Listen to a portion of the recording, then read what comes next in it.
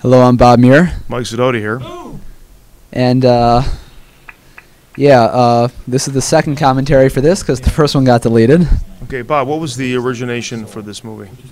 Originally, this was supposed to be a really serious kung fu anime-ish drama, and actually, this shot was the first shot I ever came up with. Was it originally supposed to be shot in the wintertime, or? Yeah, it's supposed to be in the winter. Actually, no, my optimum idea was in the autumn, but the winter turned out to work as well. Because it's extremely difficult to shoot in the snow like this and have it, white balances. Now, the concept of black and white to color, where did that come from? Well, we just needed a way to show flashbacks, and this is probably the best way that we could come up with, short of the right yeah. Passage of time, like old time. Yeah. So, costume design, where did that all come from? This was very much inspired by, I was watching the anime Scried at the time, and I was listening to this soundtrack, and I just, this is Dream Theater, by the way, which is a great progressive rock band. Very good. And I wanted to do this sort of military operation, sort of part Men in Black, I guess, military kung fu people.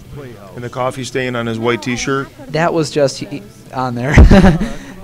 Now, was this sort of like a Uncle and Thrush, or have you say like a Mission Impossible theme?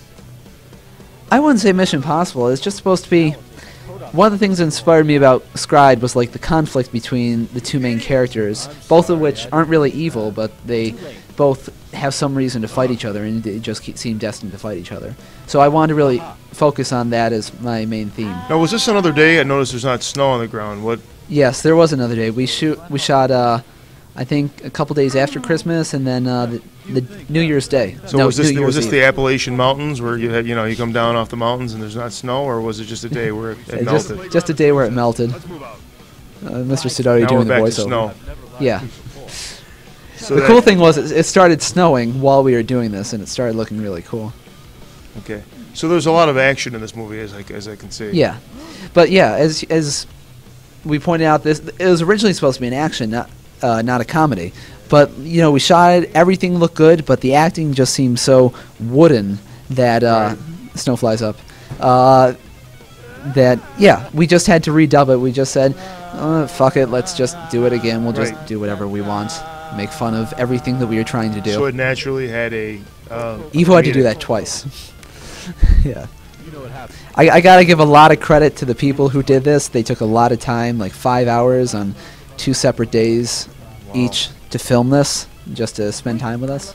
So a percentage of footage was shot indoors, and would you say 50-50, or was it mostly... Oh, no. I'd say a good... We had 2 hours of tape footage, and I would say out of that maybe an hour and 20 minutes is outside. Mm-hmm. Wow. And every day we were filming, we were either running out of tape or barely running out of batteries. And were there a lot of takes on most of these scenes, or...? This scene didn't require a lot of takes, but some takes, like the more action shots, we had to do that a lot. If we knew exactly what we wanted, that took a while, and it still looks pretty fake. This is actually Evo's basement, which is why we kept it in the dark for so long. Wow. Nice. Oh, sweet succulent stamps, what's wrong? Man, girl. Yeah, the funny thing about the actors is most of these actors weren't supposed to be in it. Like, Evo was going to be in it, and some other guy instead of Brian Spoolhoff. Mm-hmm. And he canceled. The guy who played Commander Schwartz, he canceled at the last minute. Evo called me up early in the morning and said, we got to get new actors, and I was half asleep. I'm like, I don't even want to film this anymore. So these people, they were stars in their own rights when they shouldn't have been. Yeah. We forgot to bring the ketchup, so we had to put in that invisible bloodline. I'd say there's a definite influence of Dragon Ball Z. So tell me a little bit about this particular scene right now. Is that anything that... You must die. Anything that what? Well, I'm just saying, tell me a little bit more about these individual scenes. Yeah, this scene... And actually the special effects, too, if you can elaborate on that. That scene, we used a lot of motion. We adjusted how fast it went. We wanted it to be a lot more faster paced. Right. And Hardy actually didn't believe that we could shoot all the scenes that we had done. We had like a 5-page storyboard for this film, which was amazing. But we fit it all in 5 minutes. And this is just basically, this is the biggest cliche you can have in an anime, as you point out with your voiceover. Like Dragon Ball Z does this all the time, just kill the foe with a giant energy ball. And that actually was right there. It was supposed to go straight down. He was supposed to specifically kill both of them, but like sort of self-sacrifice thing. Dan Elliott made a move to the side by accident, and So you we just just kind of went improvised, with it. as you say. That's funny.